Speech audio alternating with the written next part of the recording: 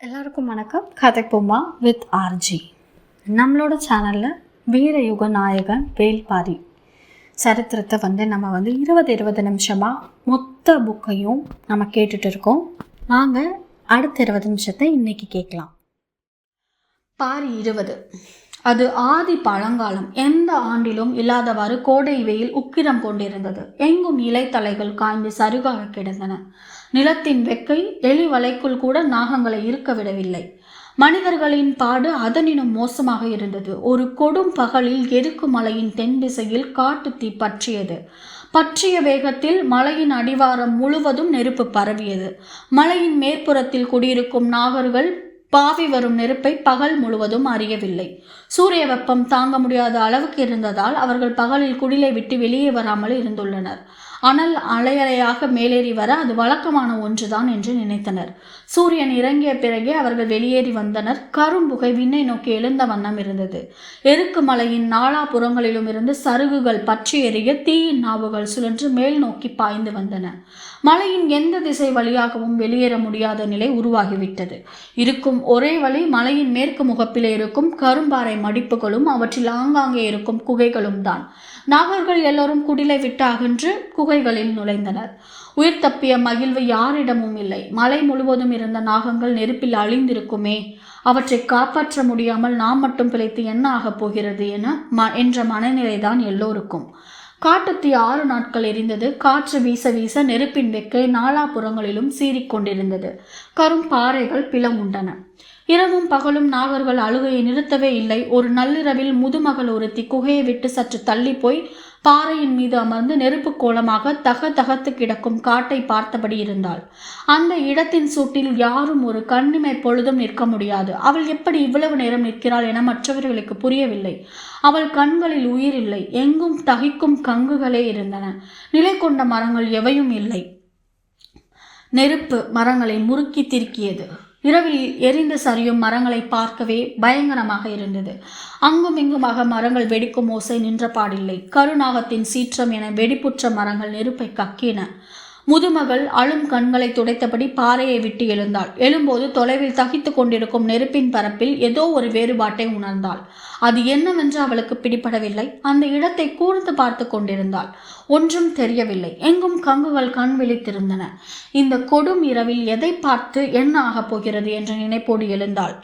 மீண்டும் அந்த இடத்தில் ஏதோ ஒரு அசைவு தெரிந்தது. கண்களை கூர்மையாக்கி உற்று பார்த்தாள். கங்குகளின் உள்நெருப்பு காற்றின் போக்குக்கு ஏற்ப கூடி குறைவதால் ஏற்படும் அசைவுகள் நம்மை தொந்தரவு செய்கின்றன என்று நினைத்தபடி குகையை நோக்கி நடக்க தொடங்கினாள். சிறிது தொலைவு நடந்தவள் மனம் பொறுக்காமல் மீண்டும் திரும்பி வந்து அந்த இடத்தை உற்று பார்த்தாள். கங்குகளின் மீதான அசைவுகள் கொஞ்சம் கொஞ்சமாக புலப்படத் தொடங்கின. அவளின் கண்கள் இமைகளை இறக்காமல் உற்று பார்த்தபடியே இருந்தன. நம்ப முடியாத பேரதிசயம் ஒன்றை அவள் உணரத் தொடங்கினாள். உடல் எங்கும் வியர்த்து அடங்கியது. அது உண்மைதானா என்ற கேள்வியை மனம் மீண்டும் மீண்டும் எழுப்ப அசையாமல் பார்த்தாள். உண்மைதான், என் கண் கொண்டுதான் அதை பார்க்கிறேன் என்பதை அவள் நம்பத் தொடங்கினாள். நெருப்பு எரிவது அடங்கி கங்குகள் மட்டும் கனன்று கொண்டிருந்த ஒரு இடத்தில் சாம்பல் படிந்த கங்குகளின் மீது ஒரு நாகம் ஊர்ந்து போவது போல் இருந்தது. உற்று பார்த்தாள். அவள் கண்ணிமைக்கும் நேரத்தில் கங்குகளை கடந்து நெருப்பை அணைந்த இருள் பகுதிக்குள் நுழைந்தது அந்த நாகம். முதுமகள் குகையை நோக்கி ஓடினாள். கத்தியபடி இந்த உண்மையை சொன்னாள். இந்த கொடும் நெருப்பால் 6 நாட்கள் சூழப்பட்ட இந்த நிலையில் எல்லோரும் மனம் சிதைந்தே இருக்கிறோம். முதுமகள் அதிக சிதைவுக்கு உள்ளாகிவிட்டாள் என்று மற்றவர்கள் நினைத்தனர். அவளோ இல்லை, நெருப்பின் மீது நாகம் ஊர்ந்து செல்வதை நான் பார்த்தேன் என கத்தி முறையிட்டாள். எல்லோருக்குமான ஆசையே மண்ணின் அதிசய உயிரினமான நாகங்கள் எப்படியாவது உயிர் பிழைக்க வேண்டும் என்பதுதானே. குலத்தின் முதுமகளுக்கு அது இருக்காதா என்று ஒருவருக்கொருவர் ஆறுதல் சொல்லினர். முதுமகள் ஆறாத சினம் கொண்டாள். மறுநாள் இரவு எல்லோரையும் அவள் அமர்ந்திருந்த பாறைக்கு அழைத்து வந்தாள். தாங்க முடியாத வெக்கைக்கு நடுவே இரவு முழுவதும் அவர்கள் பார்த்து கொண்டிருந்தனர். நேற்று போல் கங்குகள் பெரும் அனலோடு இல்லை, சற்றே குறைந்திருந்தது. ஆனாலும் உள்நெருப்பு இரவானதும் கண்கள் விழித்து தகித்தது. ஊரே உட்கார்ந்து பார்த்து கொண்டிருந்தது. கரும்புகை விடாது வந்து முகத்தில் அரைந்தது. பொழுது நள்ளிரவை தாண்டியது. அவர்கள் தலைமுறையாக வாழும் காட்டில் சுழற்சி திரிந்த நெருப்பு இப்போது சமணமிட்டு உட்கார்ந்திருக்கிறது. இந்த கொடும் காட்சியை இரவும் பகலுமாக பார்த்து கொண்டிருந்தால் எல்லோரும் மனம் சிதைந்துதான் போகும். வாருங்கள் குகைக்குள் ஒடுங்குவோம் என்று சொல்லி பெரியவர் ஒருவர் எழுந்தவுடன் அனைவரும் எழுந்து குகை நோக்கி புறப்பட்டனர். முதுமகளுக்கு என்ன சொல்வது என தெரியவில்லை. இனி இவர்களை நிறுத்த முடியாது என்பது மட்டும் தெளிவாக புரிந்தது. அவளும் உடன் நடக்கத் தொடங்கினாள். எல்லோரும் பாறை விட்டு அகன்ற பிறகு ஒரு சிறுவன் மட்டும் எதிர் திசையில் பார்த்தபடி அசையாமல் நின்று கொண்டிருந்தான். மற்றவர்கள் அவனை சத்தம் போட்டு அழைத்தபடி குகை நோக்கி நடந்தனர். சிறுவனின் குரல் மெல்லியதாகத்தான் கேட்டது. எல்லோரும் அருகில் வந்து அந்த திசை நோக்கி பார்த்தனர். வியப்பால் விழிகள் பிதுங்கிக் கொண்டிருந்தன.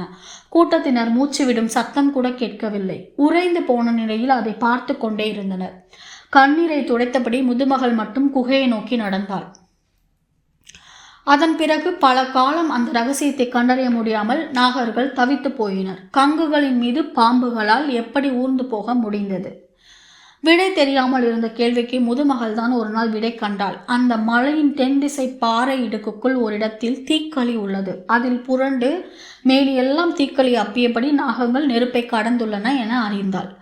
அது உண்மையா என்பதை அறிய முதலில் தானே உடலெங்கும் தீக்களி பூசியபடி நெருப்புக்குள் இறங்கப் போவதாக சொன்னாள். முதுமகள் வாக்கை தட்ட முடியாமல் பெரும் மரங்களை வெட்டி வீழ்த்தி தீயை உருவாக்கினர்.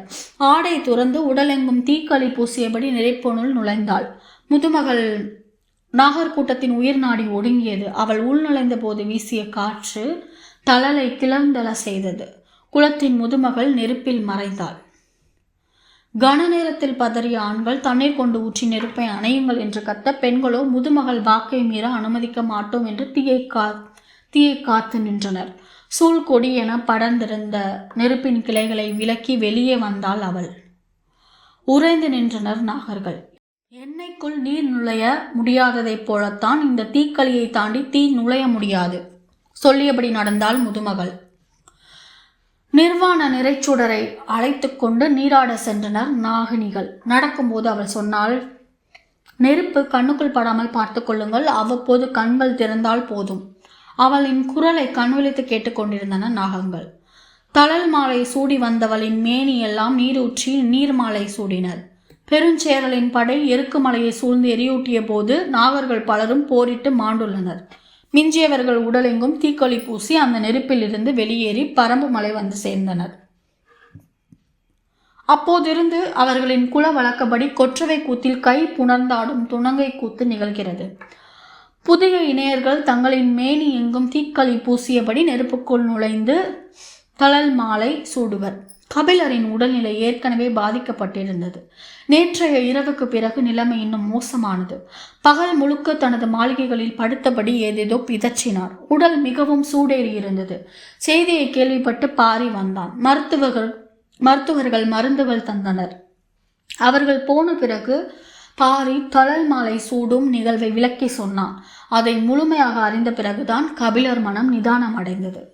3ஆம் நாள் சற்றே அச்சமூட்டுவதாக இருக்கும், நீங்கள் ஓய்வெடுத்துக் கொள்ளுங்கள் என்று சொன்னேன். நீங்கள் தான் செவி சாய்க்கவில்லை என்றான் பாரி. எனது உடல் ஈடு கொடுக்க மறுக்கிறது, மனம் உடலை பொருட்படுத்த மறுக்கிறது. அவர் சொன்னதை பற்றி பாரி சிந்தித்துக் கொண்டிருந்தான். கபிலர் தொடர்ந்தார்.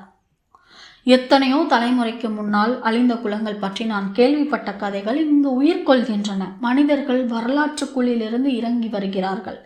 இந்த மண்ணெங்கும் சிந்தப்பட்ட குருதியும் கண்ணீரும் உளராமல் உனது உள்ளங்கையில் இருக்கின்றன பாரி என சொல்லிக் கொண்டிருக்கும் போதே கபிலரின் குரல் உடைந்தது. பாரிக்கு என்ன சொல்வது என்றே தெரியவில்லை. அந்த கண்ணீருக்கும் குருதிக்கும் பரம்பு கடமைப்பட்டுள்ளது என்று மட்டும் சொன்னான்.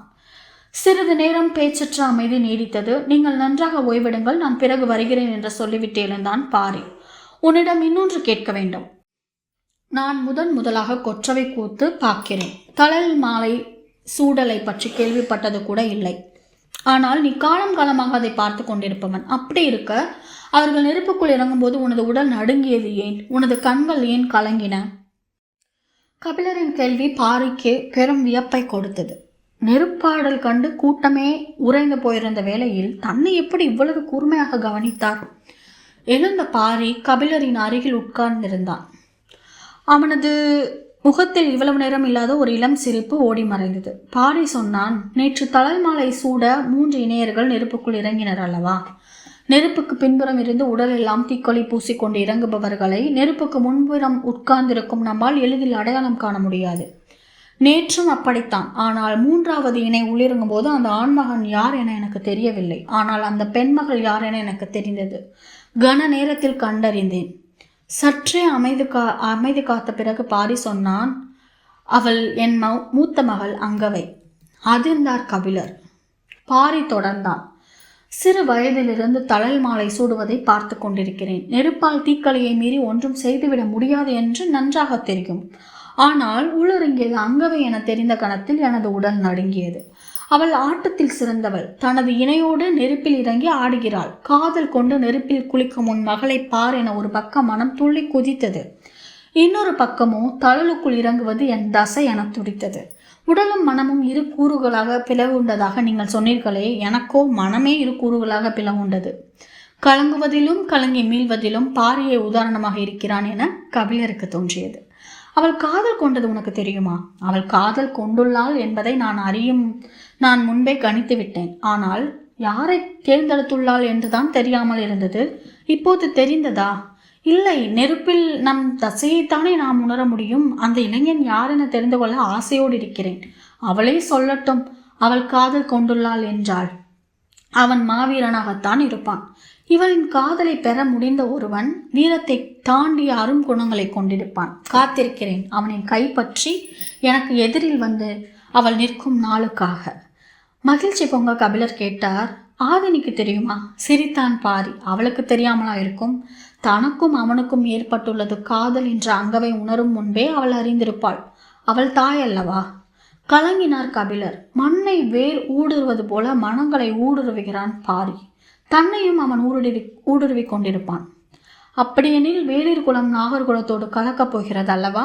கலவையில் தானே புதுமகையில் பூக்கும். வேடர் குலமும் கொடிக்குளமும் இணைந்ததில் தானே வேளிர் குலம் பிறந்தது.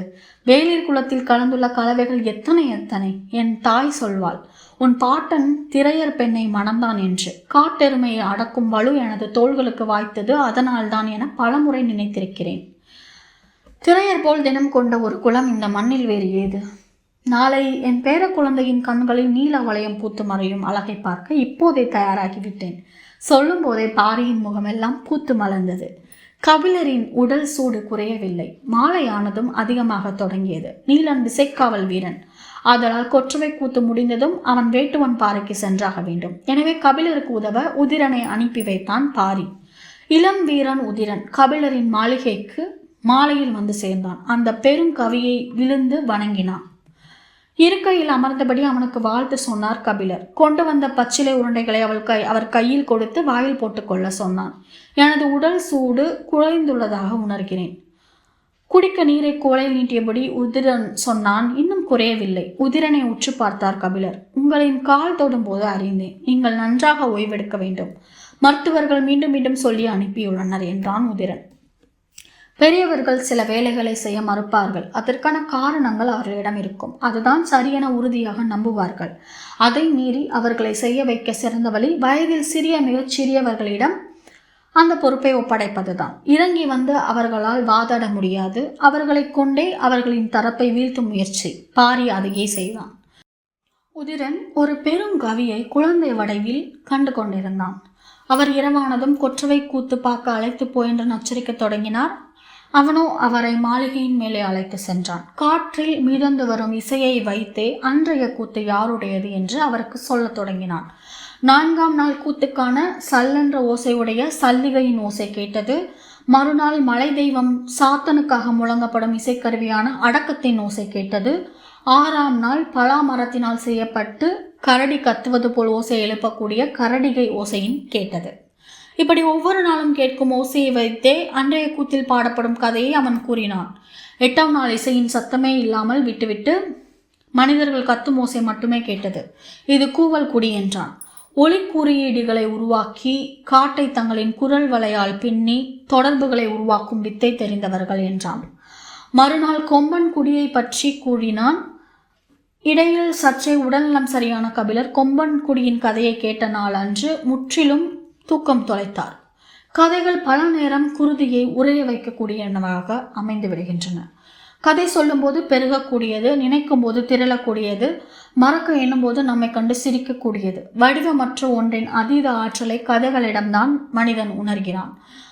மறுநாள் கடும் மழை இறங்கியது. கார்காலத்தின் தொடக்க நாள்கள். காட்டின் குணம் மாறத் தொடங்கியது. இரவில் மழையின் ஓசை எங்கும் கேட்டது. இசைக்கருவிகளின் ஓசை எதுவும் கேட்கவில்லை. முதல் 2 நாட்கள் இரவில் விட்டு பெய்த மழை அதன் பிறகு முழு இரவும் கொட்டி தீர்த்தது. மீதம் இருக்கும் நாள்களின் கதைகளை சொல்லும்படி கபிலர் கேட்டுக்கொண்டே இருந்தார். 3 கதைகளை சொன்னான் உதிரன். 15 கூடையில் பழங்கள் வைக்கப்பட்டு தெய்வ வாக்கு விலங்குக்காக காத்திருப்பது கபிலருக்கு நன்கு தெரியும். எனவே மீதமுள்ள 4 நாட்களுக்கான கதைகளை கேட்டுக்கொண்டே இருந்தார். உதிரன் ஏதேதோ காரணம் சொல்லி சமாளித்து பார்த்தான். நான் ஒன்றும் சிறு பிள்ளை அல்ல என்று சற்றே கோபித்தார் கபிலர்.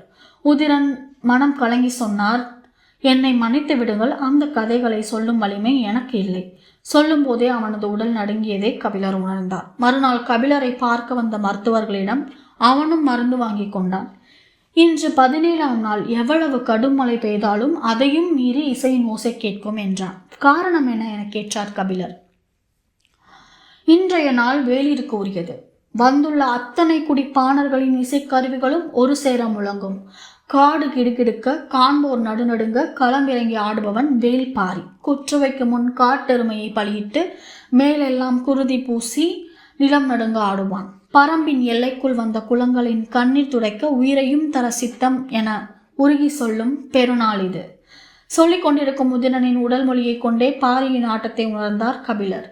போர் தெய்வமான கொற்றவையின் முன் வாளேந்தி ஆடும் அமலையின் ஆட்டத்தை ஆடுவான் பாரி, வேல்பாரி. பாரி 21. இளமருதன் குதிரையின் மீது ஏறி அமர்ந்தான். அவனது குதிரைக்கு ஆலா என பெயர். ஆலா பறவை ஓய்வின்றி நாள் முழுவதும் பறந்து கொண்டிருப்பதைப் போல அவனது குதிரையும் நாள் முழுவதும் நிற்காமல் ஓடக்கூடியது. ஆளாய் பறக்கிறான் இளமருதன் என்ற பேச்சு எங்கும் பரவி இருந்தது. குதிரை தன் வேகத்தை விட இளமருதனின் குறிப்பு அறிந்து செயல்படும் விதம்தான் வியப்பூட்டக்கூடியது. ஆலாவின் முன் தலையை விரல்களால் வருடியபடி அதனுடன் பல நேரம் பேசிக் கொண்டிருப்பான். அது தலையை மெல்ல ஆட்டி கேட்டு கொண்டிருக்கும். அவன் சொல் கேட்டு தலையாட்டுகிறதா அல்லது விரல்கள் நீவுவதால் இன்புற்று தலை அசைக்கிறதா என்பது காண்போருக்கு புரியாது. அது அவர்கள் இருவரின் மன ஓட்டத்தோடு தொடர்புடையது. மேலே அமர்ந்திருக்கும் வீரனின் எண்ணத்தோடு குதிரையின் மன ஓட்டமும் இணையும் போதுதான் வேகத்தை ஆளும் ஆற்றலை பெற முடிகிறது. இளமருதனுக்கு இந்த உலகிலேயே மிகவும் பிடித்த செயல் ஆலாவின் மீது அமர்ந்து பாய்ந்து செல்வதுதான்.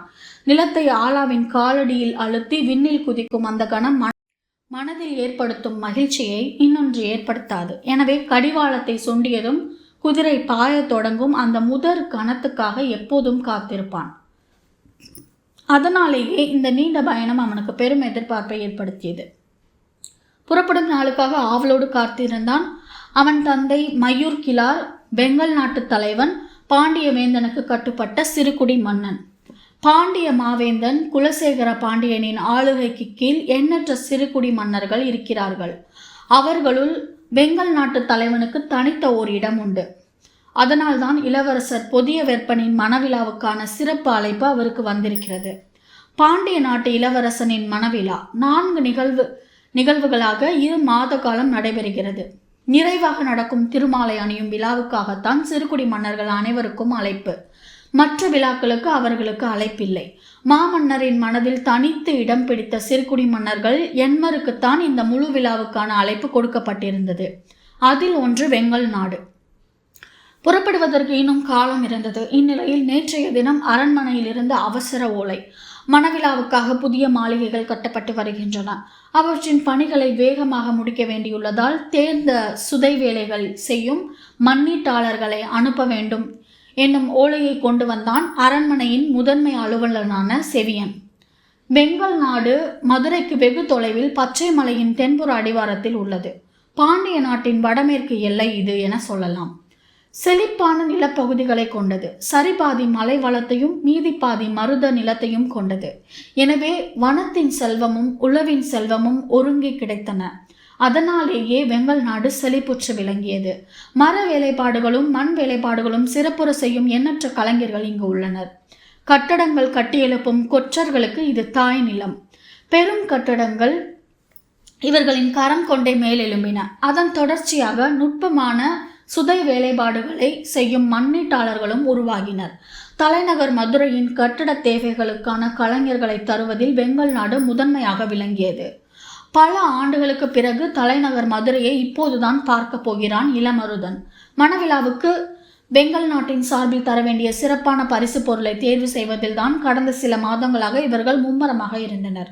நடக்கப் போவது இந்த புவியின் மாபெரும் விழா. இந்த விழாவில் கலந்து கொள்ள உலகெங்கிலும் இருந்து அரச குடும்பத்தினர் வந்து இறங்கப் போகின்றனர்.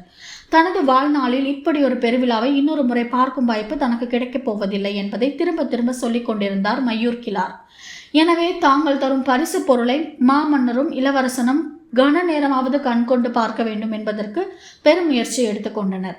எத்தனையோ பொருட்கள் தயாராகி கொண்டிருந்தன. ஆனால் மையூர் கிழார் பெரிதும் கவனம் செலுத்திக் கொண்டிருப்பது ஒரு பொருளின் மீதுதான். அரண்மனையில் புதிதாக கட்டப்படும் மாளிகைகளை பற்றிய விவரம் மற்றவர்களுக்கு தெரிகிறதோ இல்லையோ, மையூர் கிழாருக்கு நன்கு தெரியும். ஏனென்றால் மதுரைக்கு அதிகமான கொற்றர்களை அனுப்பி வைப்பது இவர்தானே. இதோட பரம்பு மலையின் நாயகன், இயற்கையின் நண்பன் வேல்பாரியோட நம்ம பண்ணிகிட்ருக்கிற பயணத்தை, இன்றைக்கான பயணத்தை இதோடு நம்ம முடிச்சுக்கலாம். நாளைக்கு மேற்கொண்டு ஆரம்பிக்கலாம். இந்த பதிவு உங்களுக்கு பயனுள்ளதாக இருந்துச்சுன்னா கதைப்போமா வித் ஆர்ஜி சேனலை லைக் பண்ணுங்கள், ஷேர் பண்ணுங்கள், கமெண்ட் பண்ணுங்கள், கண்டிப்பாக சப்ஸ்கிரைப் பண்ணுங்கள். தேங்க்யூ.